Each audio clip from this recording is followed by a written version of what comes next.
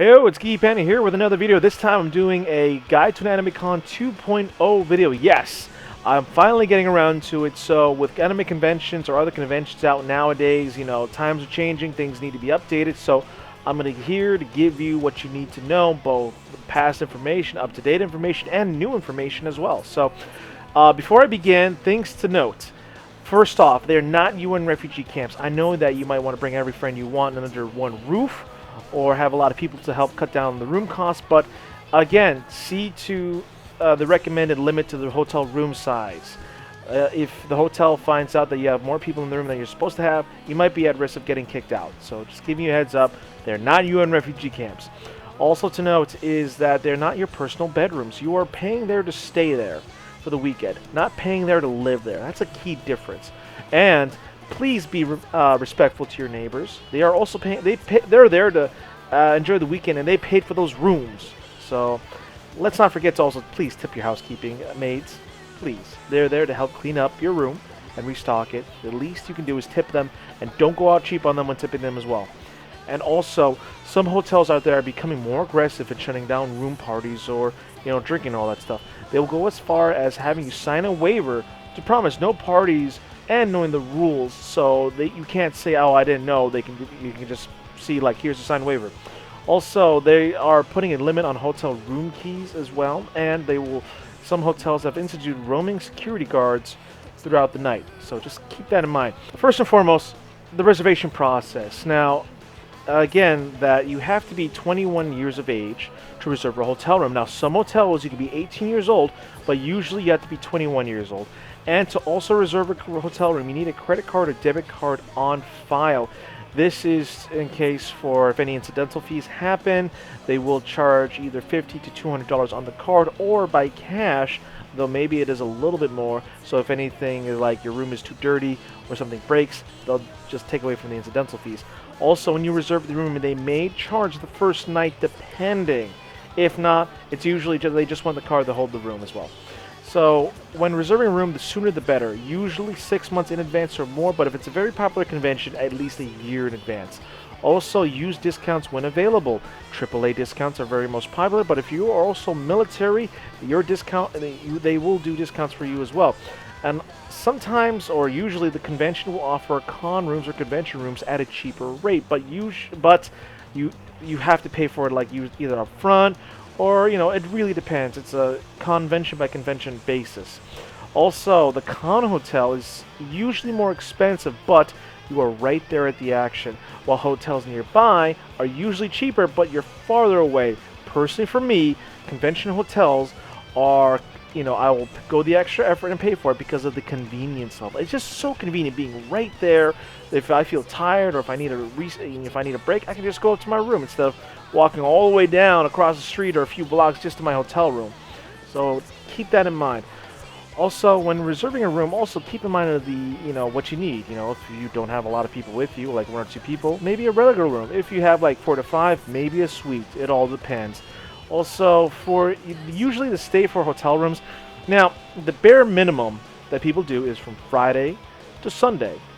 Also, what I usually recommend is Thursday to Sunday, because on Thursday it gives you an extra day to check in, get settled in, figure out what you need, so you can just do it all right there on Thursday. While Friday, all you have to do is wake up early, get dressed, and you're ready to go. Now, a lot of people do that option, but for me and my friends, we have opted for a little bit more expensive path.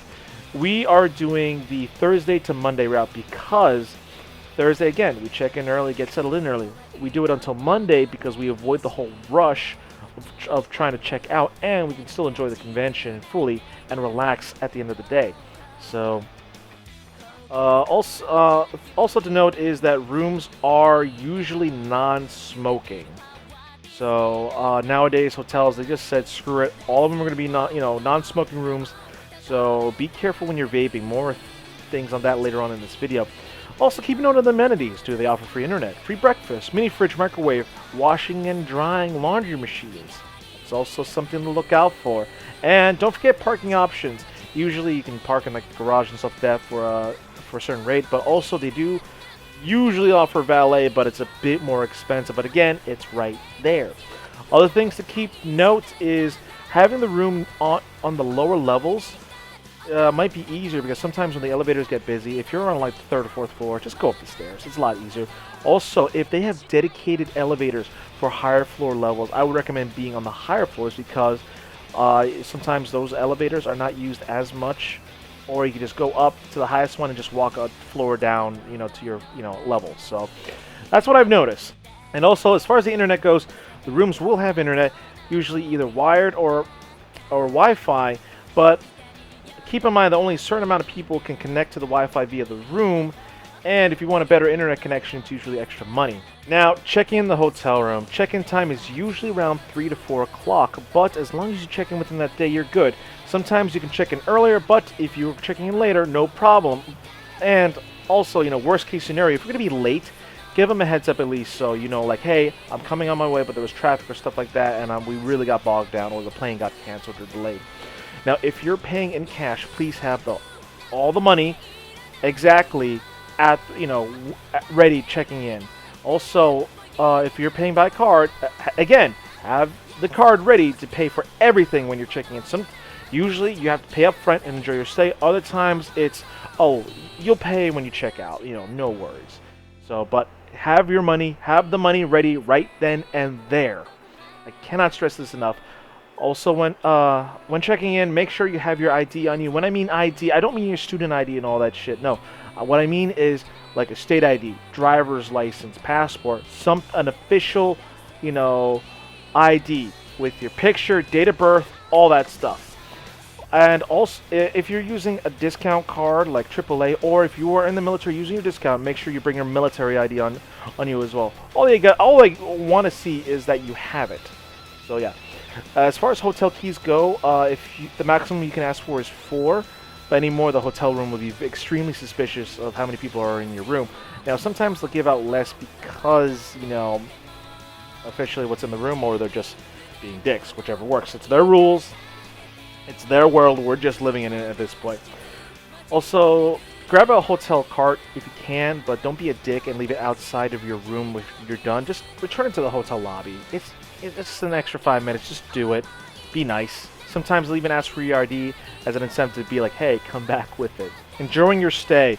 The first thing you should always do is check the room. When you check in, check the room. Check everything. The thermometer, the TV, everything. Make sure it works. If there is something broken or not working, instantly contact the front desk and report it and take pictures of it. This is very important because sometimes that if you didn't find out until near the end of your stay and you know it wasn't you, but the hotel will be like, well, you're just trying to cover your ass so you don't have to, pay for the incidental fee. So if you find anything broken, out of whack, notify them, especially the smoke detectors. If you see if there is blatant tampering with it, report it immediately. Now, organize your room to the maximum spacing. Now, be careful of furniture and other items, including TVs. Make sure don't break them. Just push them against the wall or something like that. And on the topic of smoke detectors, do not tamper with them. Don't tamper with them at all. Don't even try. I'm just telling you now, do not even try. Tampering with them, you could potentially get fined by the fire department. Also, if the room is non-smoking, smoke outside. Now, you're thinking to yourself, oh, I vape. It's okay for me to vape in the room. Yes and no, because vapes can trigger smoke detectors. If you say, no, they don't. Bullshit. I work at a hotel as security. There have been moments where vaping can trigger the smoke detector. So if you plan on vaping, just do it outside or something. Like, just make it easy for everyone. Because yes, they do trigger it. The fire department comes in and you're going to be embarrassed. That's it. It's not worth it. And again, excuse my language, to fuck around with the smoke detector. Just don't. Just don't. On a lighter note, if you have a suite, the couches are usually pull-out beds, and always ask for extra towels daily, and return the dirty ones whenever possible. Now, the room is usually stocked up with an extra pillow or small blanket, usually. And I always recommend having the housekeeping maids come in every day, because it'll help keep your room clean, fresh, restocked, and please tip them. Please, Like, let's say, I always like to change sheets daily. I always want to restock with more toilet paper, all that towels, take away the dirty stuff. It's so worth it. Come on, guys. Bring supplies to your room. Don't be afraid to bring supplies. I personally recommend it. For me, I always love bringing the 24 bottle water packs. Now, from what I noticed, 3 to 4 packs of those will last you the entire weekend easily. And you don't have to worry about drinks and all that stuff because you got water right there ready to go. Now, I also recommend bringing garbage bags because you will be making a lot of garbage and it's just so much easier to deal with when you just throw that shit in the garbage bag and then after it's all done, you tie it up, double bag it if need be, and just place it outside your door in the hallway. It's just, to them, they'd be like, okay, how many people are in here? Oh, wow, they make a lot of garbage. And at the same time in their mind, it's like, I don't have to clean this shit up after. So, in a sense, you're helping them out. And it shows to them that you're trying to keep the room clean as well. You're trying to be on top of the A game. Bring air fresheners, like the 99-cent air freshener stands. When you have 6 of them in a room, I don't mean just one. When you have 6 of them strategically placed throughout the room, it's going to help keep it a fresh scent, which is very nice. Because I know a lot of us sweat in our cosplays and all that stuff we have lying around. It's the little things that goes the extra mile to help us out. Also, if you want to make friends quickly, bring a power strip, 1 or 2 of them. Now, when you put your stuff in the room, dedicate an area for each person and make sure that none of their stuff is in the walkway of anyone so the foot traffic could be good. Utilize the dresser drawers, the stuff put your stuff underneath the table, in the closet. It is there. Put it there. And, yeah. And always, please clean up after yourself. Throw away the garbage, especially food, whenever possible. Put away your things because this is, again, not your room. Just please do it. Also, figure out in your room who are the night owls who plan to stay up late, and who are the people who need to go to sleep early so they can have early to bed, early to rise scenario. And if you have a suite, usually dedicate one room to be like, okay, if you plan on staying up late, be in this room. If you plan on going to sleep early, be in that side. Be in that room. Now, as far as the AC goes, I usually like to keep the AC on during the day, but at nighttime, I tone it back a bit because when you're trying to sleep and you're cold, it sucks. And you're thinking to yourself, it's like, oh, but in the daytime, it was hot and warm because there was a lot of activity going on in the room. At nighttime, not as much activity, so you don't need that AC on as often, especially in the wintertime. Yeah. That's always nice. It's always pretty cool. Bathroom stuff. Now, please, for the love of God, have everyone use the bathroom every day. Shower, personal hygiene, brush your teeth, every single fucking day. Because I hate it when someone doesn't shower, and it just annoys me to no end. So please, shower daily. Practice good personal hygiene. Now, when I do this, I usually, each morning, it's if you need to use the bathroom, take a piss or whatever, use it. Before anyone takes a shower, let everyone who needs to use the bathroom use the bathroom. This, you will avoid any awkward situations and stuff like that, like, oh, I need to use the bathroom, but someone's taking a shower, and they're like, oh, shit. So, yeah. Also, organize a little bit, like, each person has a 10 to 15 minute timer, so this will help limit on people, hogging the shower. This will help keep a good pace of people as well. And if you need to use the mirror for your cosplay, use the one in the room, not in the bathroom, because it just helps out so much in the mornings. Now, I do recommend before, in between people, that you air out the bathroom for like at least 5 minutes because condensation build up. If someone did a number 2, well, you just want to air it out regardless. All that stuff. It just goes the extra mile. And make sure when you do ask for extra towels, give everyone a towel, a hotel towel. Like, hey, here's your towel, and make sure you tell everyone to bring their own towel. So technically, when you do that, they have 2 towels, which is awesome. So every day when you get the same amount of towels, you'd be like, here's your towel, here's your towel. Someone will be like, oh no, I'm just gonna use this towel. Sweet, we have an extra towel now. And always, when the housekeeping comes in every day to help clean up the room, your things are restocked, including toilet paper. So keep that in mind. Now, as far as security is concerned, I am a security officer, and I've done hotels plenty of times with noise complaints. Now, usually hotels have a 3-strike policy. First strike, okay, we're advising you. Hey, you're noisy. We know you want to have a fun time. Just keep the noise down. Second time around, okay, we got to start putting our foot down. Anyone who's not part of the room, get out. Third time, your room, we're shutting this down completely. You're getting kicked out. No free refunds. Goodbye. Now, sometimes security, when a noise complaint is called, because do know that anyone can call in a noise complaint. And sometimes you have people checking into this hotel that's not even going to the convention. They're just here just for like a business or whatever. So they're not afraid to pick up the phone and call it in. So, the security will go on that floor to check to see which room is making the most noise, and when they find it, they will advise that room, but beforehand, they will keep a note of which room is making that noise. Now, the hotels aren't afraid to shut down any room parties on the first get-go or call in the cops to do that. So please be mindful of the noise. And also, underage drinkers in your rooms is illegal. And if the room gets shut down and all that stuff by the cops, guess who's, if the room is under your name, guess who they're going to look at? You. Yeah. Awkward day around.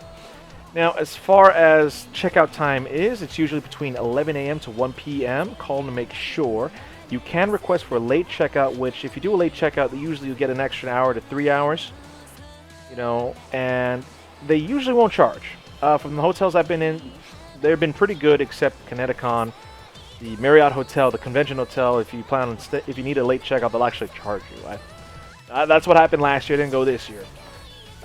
Please make sure that you packed everything. You didn't leave anything behind. Also, when you leave the room, do not leave it a complete mess. Again, this is not your personal bedroom where your mom picks up after you. Try to clean up, the garbage, the basic stuff. Try to make an effort, because if the room is too messy, you will get charged with a cleaning fee. Yes, they do that regardless. I've seen it happen. I've seen how people leave their rooms, and some of them thinking, oh, this is fine, which in reality, no, it's not. So move back any furniture that you moved. Also, again, for checkouts, I don't check out on Sundays because it's too crazy. The elevators are busy, everything like that. I check out on Mondays because it's nice, it's peaceful. Oh look, the elevator is free. You can easily call one. Oh look, we're checking out, no problem. So yeah. Basically, that's about it for today, folks. If there's any other tips, I'll post it down in the description box. Or if you have any other tips for the hotel rooms, post it down there yourself. And again, I've been going to conventions for a long time now, and this is some pretty up-to-date stuff that I'm telling you. And, we go to conventions to have fun, but it doesn't mean that we can dick around and do whatever we want. Again, the hotel rooms, we're paying just to be there for the weekend, not paying to live in it. This is not our room, this is theirs.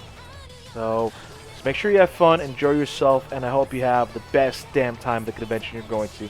And if this video helped you out, please post it down there in the comment box, because I always, my guide to a convention and to an anime con videos worked out really great. I had a lot of people tell me that it really helped them out. So also make sure, don't forget to hit that like button. Don't forget, if you haven't already, subscribe for more up-to-date info. And above all else, this is Geeky Panda here, signing out. To remember, stay geeky, my friends. But seriously, also, stay safe and have fun.